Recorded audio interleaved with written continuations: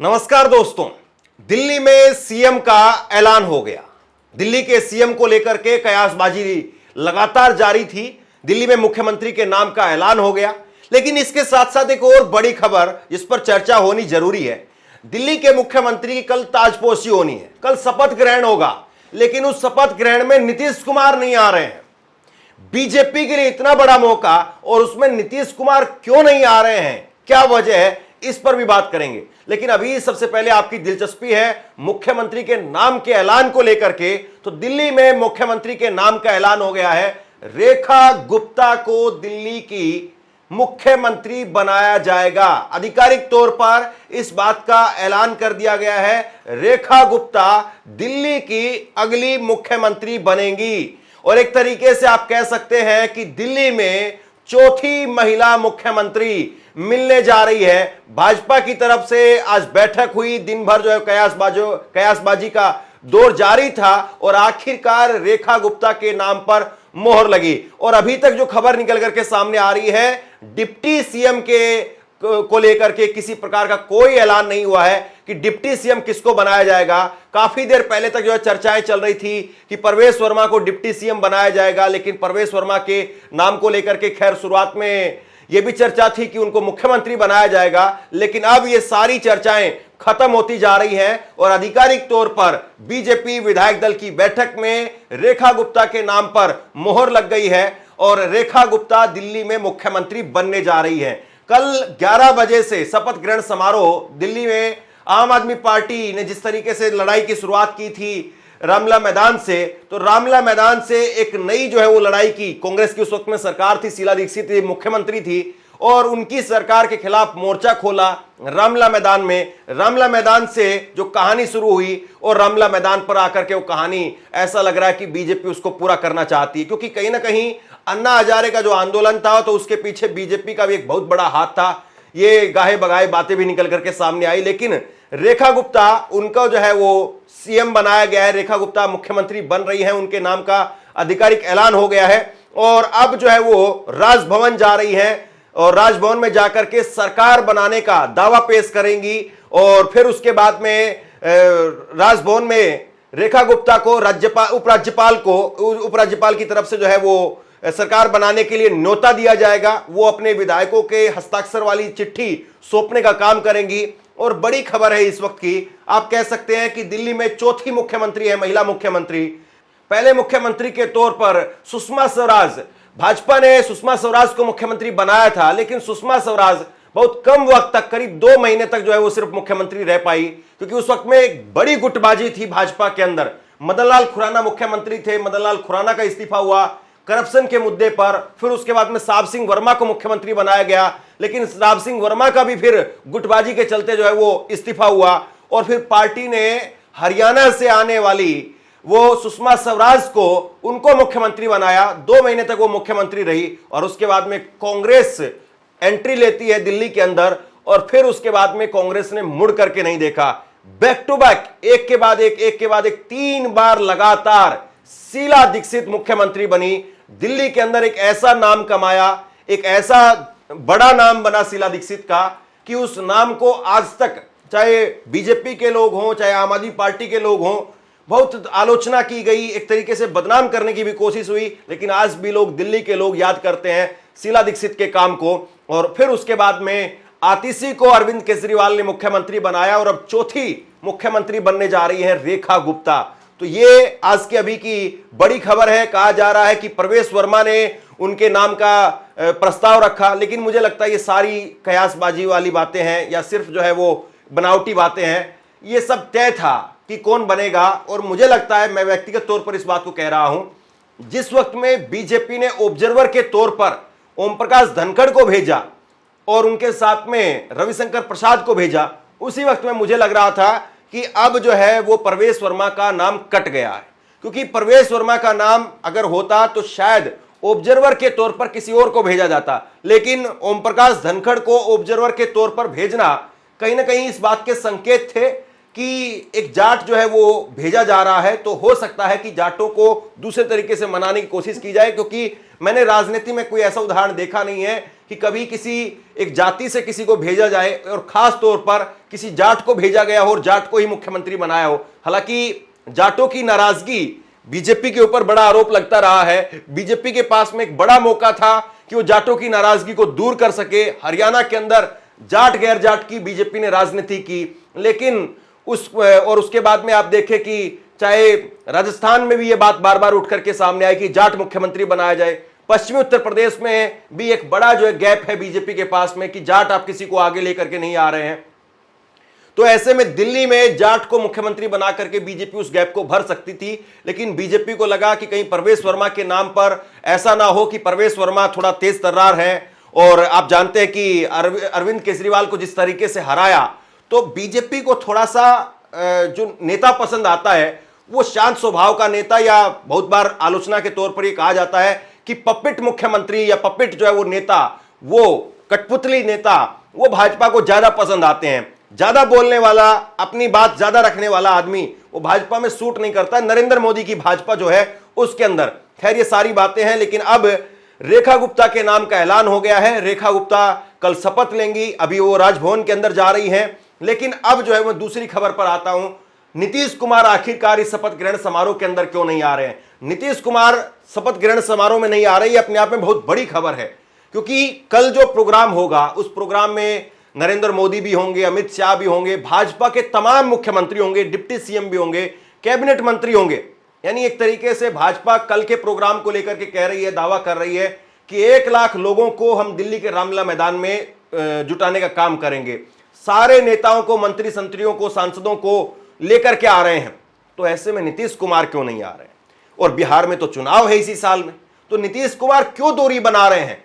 नीतीश कुमार की पार्टी से सांसद लल्लन सिंह और उनके साथ साथ संजय झा, ये दोनों जो है वो शामिल होंगे, लेकिन नीतीश कुमार नहीं आ रहे हैं। कहा जा रहा है कि नीतीश कुमार अपनी यात्रा निकाल रहे हैं और यात्रा की वजह से नीतीश कुमार नहीं आ रहे हैं। अब ये अपने आप में बड़ी हैरान करने वाली बात है कि जब भाजपा का इतना बड़ा कार्यक्रम हो रहा है और जब बिहार में इसी साल चुनाव होने हैं, तो आपको अपने नेताओं को, कार्यकर्ताओं को एक मैसेज भी देना कि हम एकजुट हैं, हम एक साथ हैं। तो वो आ जाते हैं तो किसी भी प्रकार की कयासबाजी जो है वो नहीं होती, अटकलें नहीं लगती, या अफवाहें जो है वो नहीं उड़ती कि नीतीश कुमार साथ है या नहीं है, नीतीश कुमार को डर तो नहीं लग रहा है, नीतीश कुमार कोई अगला टारगेट तो नहीं है। इस तरह की जो खबरें हैं, हेडलाइन है, वो नहीं चलती। लेकिन नीतीश कुमार नहीं आ रहे हैं। यह अपने आप में एक बड़ा हैरान करने वाली बात है कि नीतीश कुमार दिल्ली के अंदर नहीं आ रहे हैं। जबकि बड़ी बात मैं आपको यह बता दूं, दिल्ली में नीतीश कुमार और बीजेपी एक साथ चुनाव लड़ते हैं। बीजेपी ने नीतीश कुमार को एक सीट भी दी, और बिहारी बड़ी संख्या में दिल्ली के अंदर रहते हैं, बड़ी संख्या में बिहारी वोटर है, पूर्वांचल का वोटर है, करीब 30 सीटों पर एक निर्णायक है, और ऐसे में नीतीश कुमार नहीं आ रहे।